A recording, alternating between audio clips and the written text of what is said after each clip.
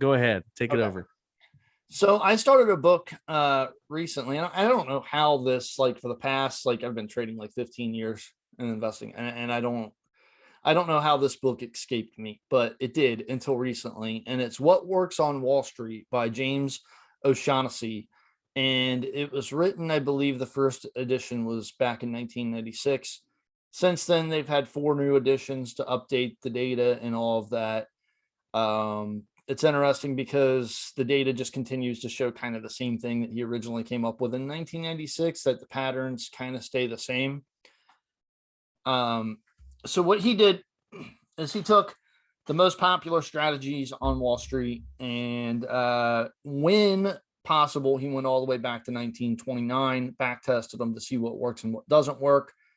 And he also did the same thing with the value ratios that we use, like price to earnings ratio, price to book, price to cash flow, and price to sales, to see which one is the most effective tool to beat the market with.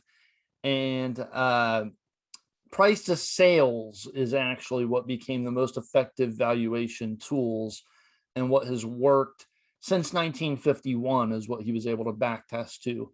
And I think the end date on this was December. Yeah, it was December 31st, 2003 on the price to sales. So he went from December 31st, 1951 to December 31st, 2003.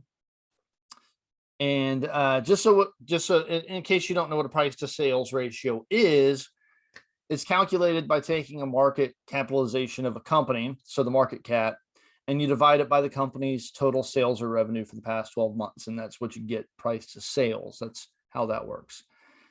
$10,000 invested on December 31st, 1951 in the 50 lowest price to sales ratio stocks grew to $22,012,919 by December 31st, 2003. That was a return of 15.9% a year compounded. The strategy performed well over time. He says, this is reading directly from the book, the low price to sales ratio stocks beat the market 88% of all rolling 10-year periods. Are you raising your hand? So